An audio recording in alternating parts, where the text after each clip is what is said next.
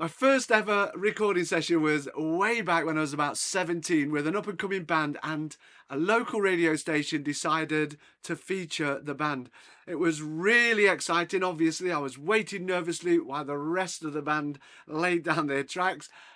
By the time it came to my part, my heart was pumping, hands were sweating. This was it, my first recording session. I was thinking, don't blow it. Headphones on, rolling, take one. Here we go. About 30 seconds into the solo was a high note, and when it came around, I tried so hard not to miss it. Then, squeak, take two, squeak. Oh no, take three. Each time it got worse and worse. Now, the number 26 is emblazoned on my mind. Yes, you've got it.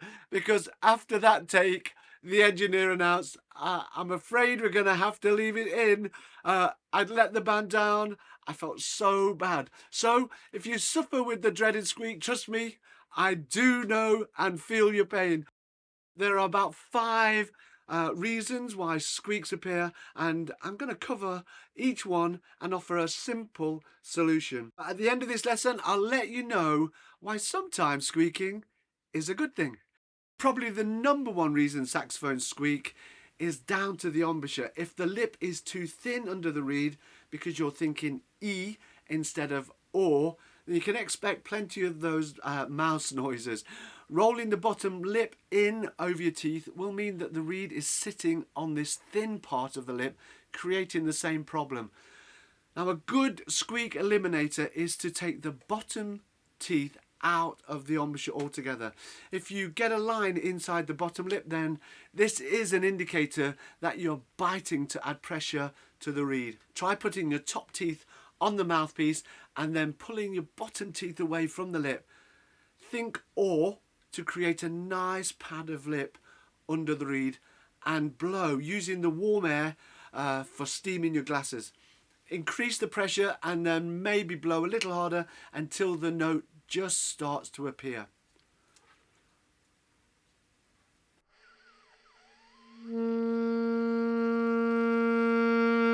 At this point, hold that note right there. In my opinion, getting rid of a thin embouchure is the number one fix for squeaks. Now, number 2 is reeds. Reeds are the next area to look at. Quality reeds can be expensive, but well worth the extra bucks. All reeds are not equal.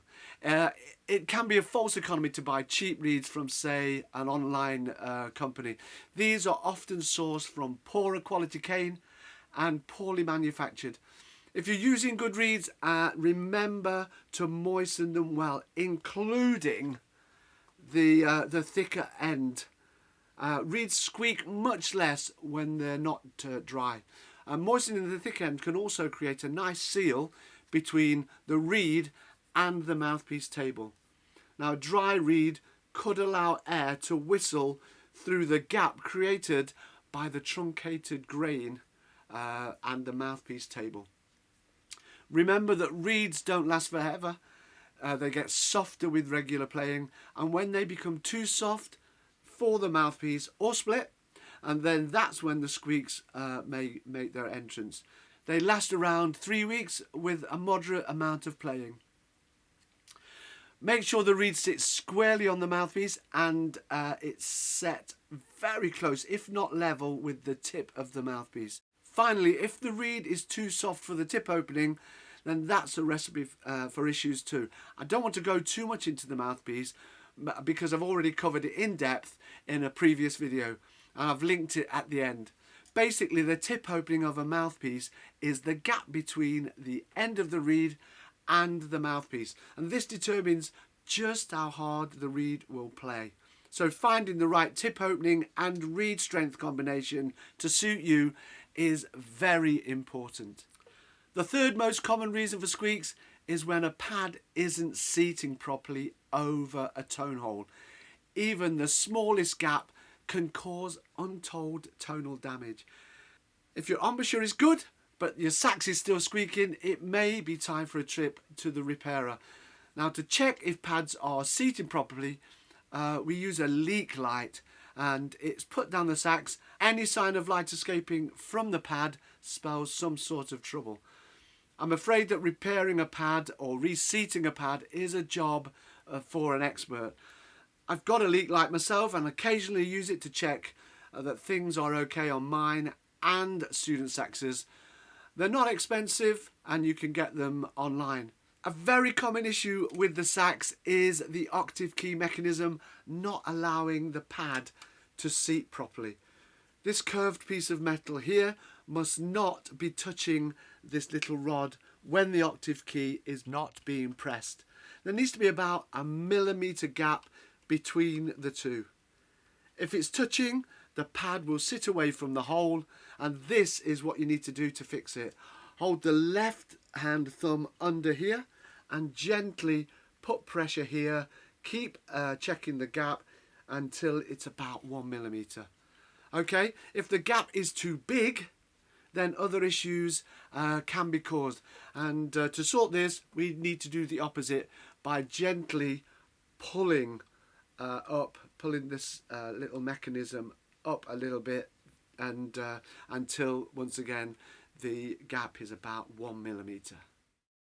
Squeak alert number 4 is down to poor hand shapes, and it's important that the hands have a nice C shape to them and the wrists are pretty neutral. You don't want to have hands too high or too low. If any of part of the hand rests on a key, say these side keys here, this is a cause for the saxophone to squeak as well. You've seen with the leak light just how small a gap is needed to cause a problem. Keep the C shape and it will also help your technique too. Finally, the seal between the cork on the neck and the mouthpiece is very important, as any air getting through will also encourage the dreaded squeak.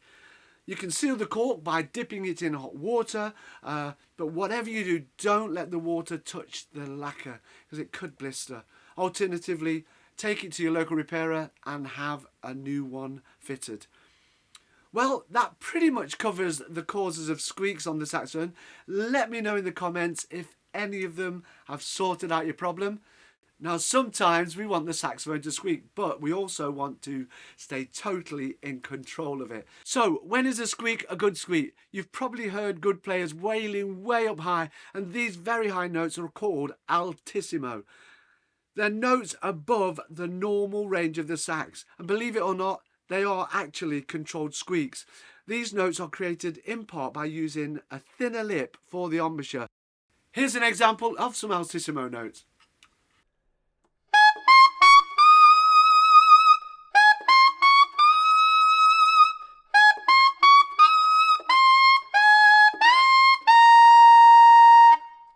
Now, if you want to hear some of these in action, watch my Hey Jude video testing the Christopher Elliott mouthpiece. It gets ridiculously high towards the end.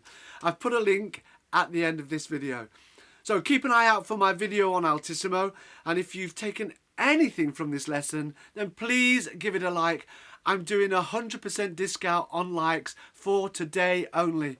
I just need some help getting Google to push it up the rankings. Come and join us by subscribing. We'd honestly love to have you on board, and I'll see you next time.